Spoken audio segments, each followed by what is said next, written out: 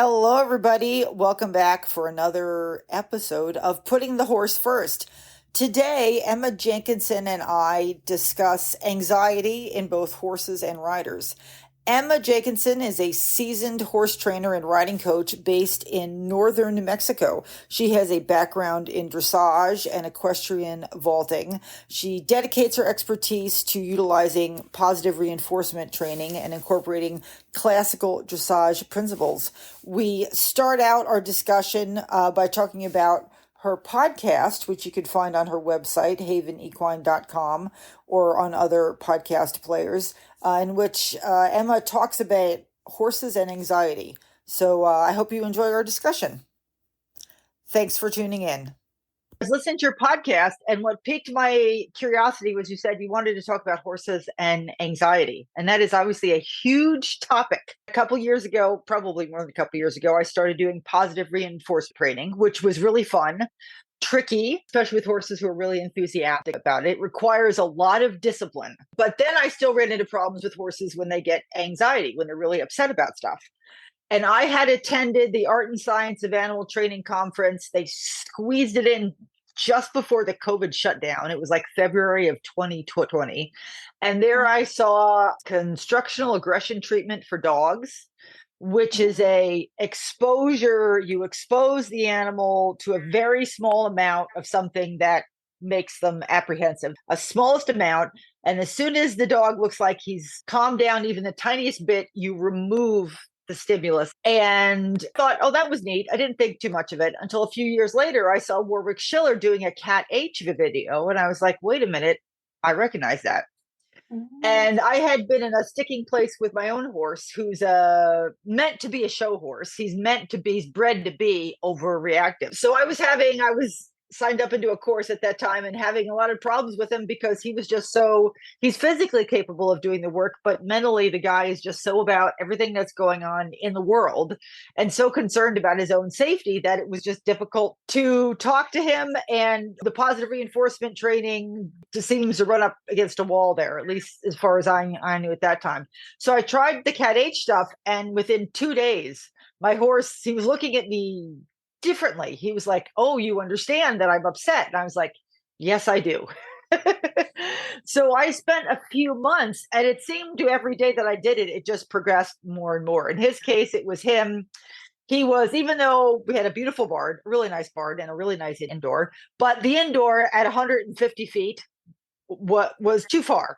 And he didn't like to leave the barn and go away from the other horses. He's just like really classically herd bound. So it was a very simple, straightforward, polar situation of, I know he's going to be happier when he goes in this direction and unhappier when he goes in that direction.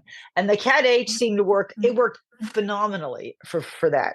And once his anxiety went down, I was able to bring the positive reinforcement back in, because then he was in a mental state where I could communicate with him. I then very quickly after that learned that I could only make the Cat H work in that much of a polar situation where, you had to have a safe place for the horse to be. And I had to be able to have some control over the stimulus that was making my horse upset. So if I take him outside and he's scared of something in that direction, scared of something in that direction, scared of something in that direction, then at that point I can't do anything, because there's stuff going on out there that I can't control. I can't, control how much pressure he's experiencing.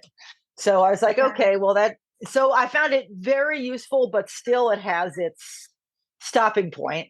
And then I had signed up online. I'm doing a Lucinda Green cross country, a 1 month long cross country thing. And she had her first online class the other day, and mental balance was one of her first primary things. And I was thinking about it in terms of the anxiety, and I was realizing, that is when we talk about anxiety with horses, that is immediately after the anxiety with the horse, it's the human and dissecting what their anxiety is about. Is it that I'm a riding instructor and I have to give this little kid a lesson and this pony's not, the pony is upset and now I have a problem? Or is it that I'm a groom and I'm walking the horse at a horse show and I really have no way out of this? I got to get the horse to the ring. I mean, they've given me a wonderful assemblage of equipment to put on the horse's head to try to get it from point A to point B. Or is it that you're just somebody who has a couple horses in their backyard and the horse has started spooking and they tramp on your feet as they go. The anxiety in the horse is one thing, but then how we react to it and what our circumstances are kind of start to define how we're able to deal with it. If it's just you and your own horse and your own place, maybe you have a lot of options to take as much time as you want. But a lot of times, even if it's just in your own place, people have all the stories in their head about, why am I such a fool? I can't walk my horse 20 feet from the paddock to the barn. And that all comes in. So that's what I was thinking about anxiety. What were you thinking about with anxiety and with horses? Oh my goodness, so many things. So for one thing, like an example of what you're talking about of us, depending on our situation, we don't always have control. And it really is trauma exposure therapy. I come from a psychology background, and it's all about environment. It really is. So it's a question of how do we control the environment or do the best we can in every little situation. But as people, I think a lot of times the social aspect comes in. And for instance, me giving lessons, like you were saying, sometimes I'm like, oh, the pony's not listening and this and that. But I struggle to just be a trainer first and foremost and control my energy. And I think that's the first step. And then we come up with a plan and we see how we can make the environment a little better, or even this next 5 seconds a little better. So there's so many different things you can do in those moments. I love Warwick Schiller's talks about energy, and I think it gives us a chance to bring our energy down too. And then we just need to learn a ton of horse behavior so we can understand when the nervous system's coming up and down throughout a session, because even if we use treats, we're going to have to give them pause and time to go up and down. And I think our goal ultimately is to get the horse's nervous system not to never dysregulate, but to regulate more often and come back down more quickly. I spend too much time online in general. There's a lot of riding instructors. These people are younger, giving riding lessons and dealing with disappointment that clients have when horses don't do what you want them to do. I would love to be able to help people like that who are often the bread and butter of the industry. All these lesson barns where all these people get their start in a variety of different disciplines. And these often under 30-year-old people being burdened with a lot of responsibility to get the horse to do it, get the client to do it, get the goal done so everybody's happy and the whole thing can keep clicking on. Because if you don't make the clients happy, they don't come back. Increasingly, people are starting to pay attention to the fact that school horses being terribly unhappy is not helping us in the long run. First-hand experience. It can be very hard to change that, especially if you're working at a facility of any size where people have been doing stuff a certain way for a long time. They're not interested in any fluffy duffy new age snowflake track system clicker training, just like they don't want to go there. They know what's been working for the past 30, 40, 50 years, and they would very much like to please go back to that. And it seems to me that the expectations for your average 20-something riding instructor to deal with the anxiety of the students, the expectation that these people who probably do not have a degree in psychology, people are really comfortable leaning on your basic riding school beginner instructor and forcing that person, leaning into that person and saying, well, you have to make it happen. You have to make my kid happy. All the other kids are cantering. Why is it my kid cantering? Why does my kid have to keep riding this pony that she doesn't like? Why can't my kid jump higher than 2 foot? I think about that a lot too. And I am one of those people. What I've seen is that at least we found these groups where our older peers are. Yeah. And they are telling us, oh no, drop them. Don't put up with that. For a lot of reasons. And a lot of us have had the goal to just put our horses first. But it's made me have half the clients that I would like to keep my horse happy. And it's made me be a psychologist as well. It's made me be a mediator between parents and children. And it's made me not really enjoy teaching children because I don't always know if they're there because they want to be. But hopefully, I would love it if everybody had a mentor. I think that would be an amazing step. And then I think that if a lot of beginner programs would go to holding a higher standard, perhaps charging at the top of their area's price range and making it a privilege to come and be a beginner and learn, because it should be a privilege. And I think horsemanship programs are going to be amazing. Something I'm trying out this year is anyone who wants to come on for riding next year is going to have to take a 6-month horsemanship course. Oh, wow. Cool. Yeah. So they're going to come and, I'm full. So if I add students next year, they're going to need to know everything on the ground that they possibly could, because it helps me maintain my school horses training. It keeps everybody safe. Mhm. And it's all the things that they skip and are in trouble with when you're talking about this one quirk or that thing when they go buy a horse. And I see that being very popular. And almost all of my clients are thinking about getting a horse in the next few years. They really need an education. So it's a tough spot to be in. I think having somebody to just ask, is this okay? Should I put up with this? Is this normal? Is just Yeah. like the biggest relief. Let me bring it back to anxiety with the horses. So, have you used the Cat H much, or have you found something else? Do you have any other specific techniques in terms of anxiety with horses that you use? I hadn't done anything but be on like see Warwick Schiller in passing. And Mhm. so what's described to me sounds like what I do, but I'm not sure if it's the same thing. I really just I use positive reinforcement absolutely in most cases. Then I have to take pause and just I think we need to bring in the same energy aspect of figuring out the horse's Mhm. behaviors and giving them a chance to say go up to freeze and then come back down to baseline, Yeah. and then we continue our task. There's a lot of that, but I think most of it that I've experienced, like real behavioral change with really traumatized or shut down horses, is Mhm. giving them time off and the right environment and taking care of their health problems. A lot of times they just come around and then you Yeah. can start. And so what I Mhm. don't see is people giving horses enough time. My current property, I'm finding it a little tricky because I've kind of Yeah, got stuff in all four directions that potentially gotcha. might light some horses up. The one horse that gets the most lit is on stall rest still. She's recovering from a Okay. suspensory injury. So she's not quite on, I mean, she's tack walking under tack, but she's in a limited turnout spot. She goes out in a medical paddock.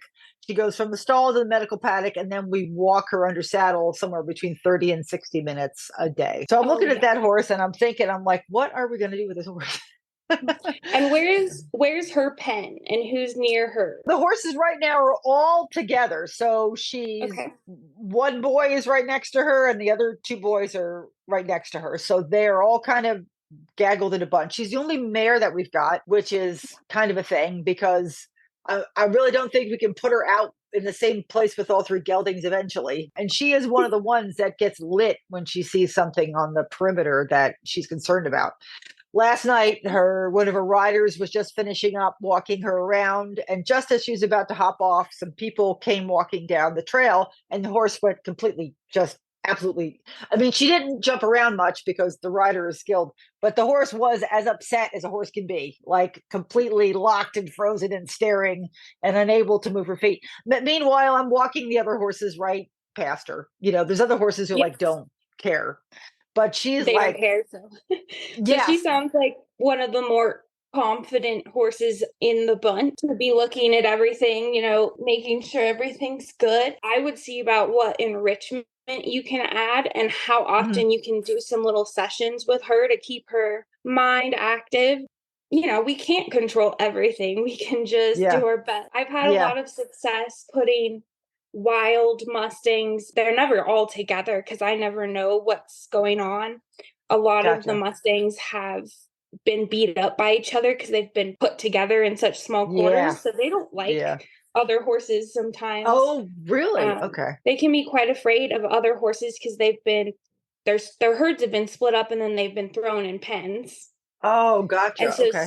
some horses are gonna resource guard. And so I've noticed when I first got my gelding, he wouldn't drink out of the water tank with another horse. And that makes Oh, me okay. think that he might have been chased off. And I have had a few Mustangs that were actually afraid of the other horses at first. But once they quarantine, I try to put them in between my other horses, like right in the middle, and they're kind of protected on both sides. And I have the same thing where there's roads on all sides of us that are pretty busy and loud and stuff. I just try to keep their friends close and keep in mind when I'm taking herd members away that they might be extra stressed. And Yeah. something I love to do is throw out Timothy pellets if you don't have a lot of sand and your horse has teeth. I Hmm. will throw out Timothy pellets like sprinkled or in a pan, just so they can kind of graze and move around. And I put, Hmm. their water on one side and their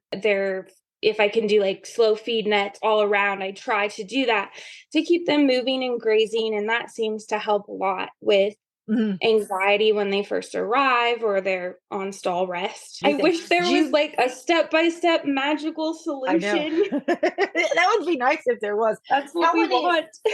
do you bring Mustangs in and rehome them on a regular basis? Or is this just a couple that you've gotten in? So my two lesson horses are Mustangs, and I've had a few Pueblo horses Okay. come in over the years. I had to stop for a few years because of my health, and Hmm.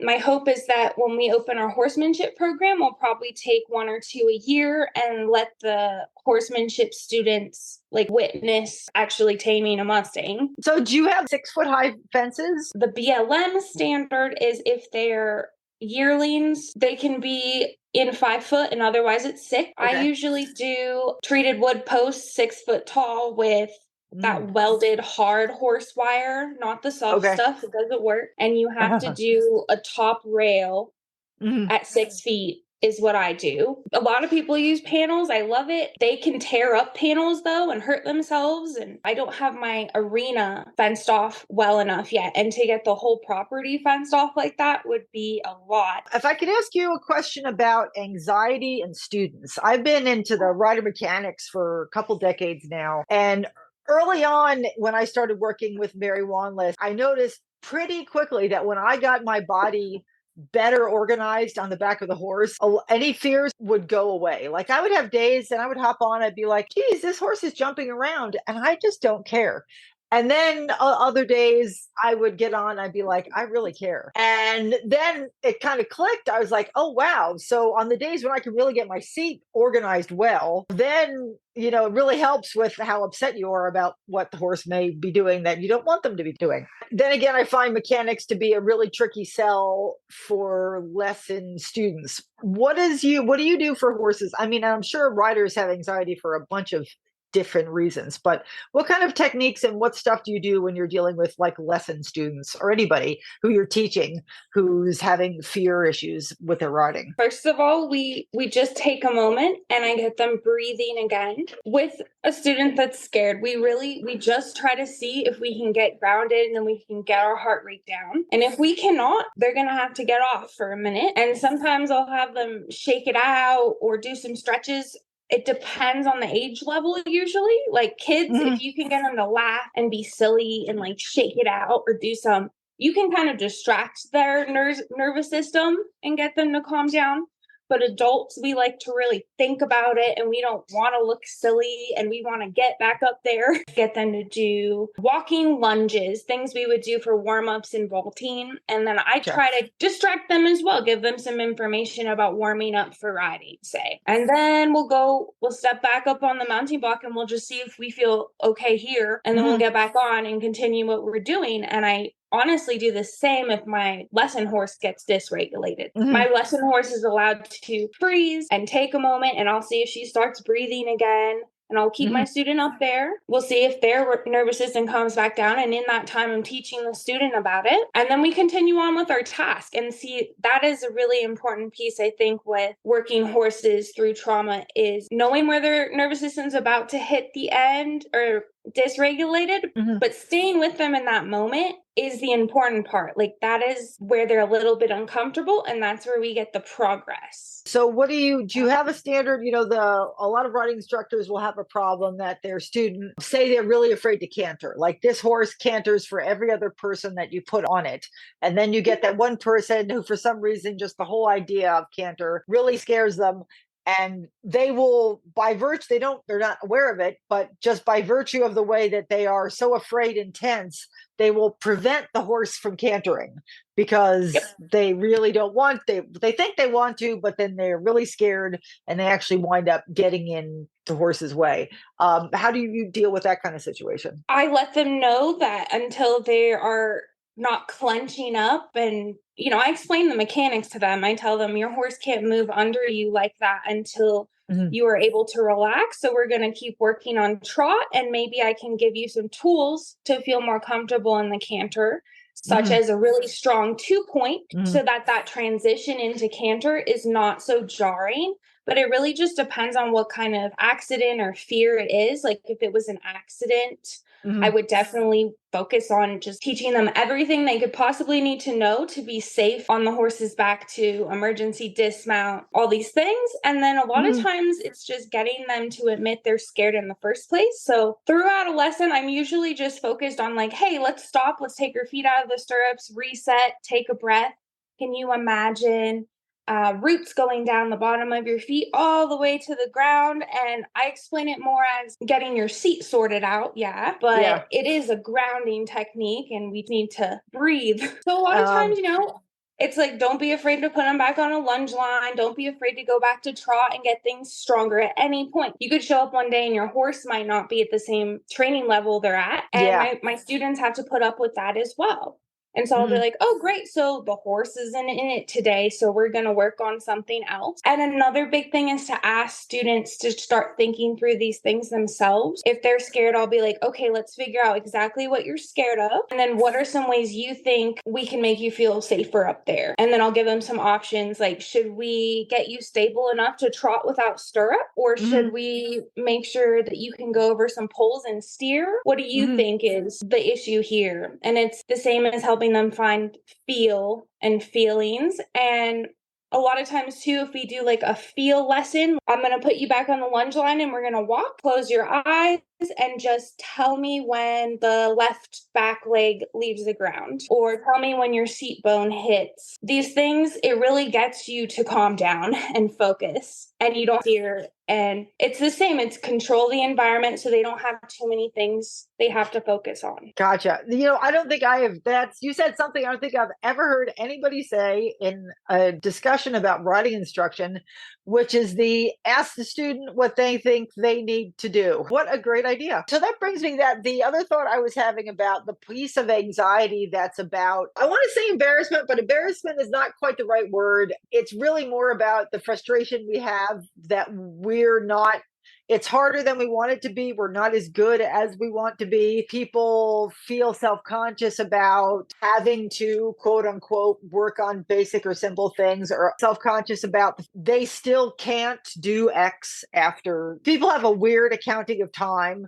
They've been taking riding lessons once a week for a year and say they didn't come on holidays, they went on vacation. So maybe over the year, they've taken 40 lessons. So maybe they've got 40 hours of practice, but in their brain, they're thinking, I've been riding for a year. They have 40 hours of practice in a year. We're all so focused on performance. We feel like we should do better. It should be, there's something wrong with me because I'm struggling so much. So how do you address that with students? I think I try to direct some compassion toward their horse first and then themselves. So I think as equestrians are really tough and we're really hard on ourselves. So it's a lot easier to be nice to a horse. So I usually start with that first, especially with people riding my horse. I explain how the horse is feeling and I'll ask them, what do you think this horse's goals are today? What do you think their experience is right now? What do you think they would enjoy? Because we're here to enjoy horses and they have their own feelings, and we have to meet them exactly where they're at today. And then I might ask them if they can meet themselves where they're at today. Oh, you're good. That's great stuff. And one last thing, I don't do this with everyone because some people do not like the woo-woo, but it's called a Ho'oponopono. It's a Hawaiian meditation and practice. And it's just about self-forgiveness and compassion and forgiving others. And it goes, I love you, thank you, I forgive you, and I'm sorry. If you say it to yourself, sometimes you'll cry, things will come up. People end up wanting to tap, that EFT tapping. So if there's something they're being mean to themselves about that day, like these expectations, it's a really good way to let go of that and try to come back down to the moment. Yeah. And our horses are a really good reminder of that, right? They are, yes. All right. That's excellent stuff. That's a great answer. You're good at this stuff. Well, thank you. All right. So I should let you go. Is there anything else you wanted to chat about? I just have a new podcast coming out this week. So check out Horsemanship Haven podcast. I'm doing a very full-length episode on working horses through anxiety, and I talk about a specific horse and everything we've done. So I think it is really helpful. And then I have started offering positive reinforcement behavioral consults virtually. So I'm always available for that at a reasonable price. And if I can't help someone, I will direct them to a licensed professional. And my website's havenequine.com, and all my stuff's there. All right, everybody. That's it for my conversation with Emma Jenkinson of Haven Equine. Emma and I enjoyed our little chat so much that we have decided to launch a new podcast. So this is a little teaser for our new podcast, which will be titled something like Equestrian Tea Time. And we will be dishing about everything in the horse industry. The good, the bad, and the ugly, and all of our complaints. We are going to start by talking to people about their internship/working student horror stories. If you have an experience that you would like to talk to us about at an equine working student or internship position, you can reach out to Emma on her website, Haven Equine, or you can shoot me an email at puttingthehorse1st, that's first to number 1 ST, puttingthehorse1st at gmail.com. So I hope you enjoyed the podcast, and we'll catch you next time. Bye-bye.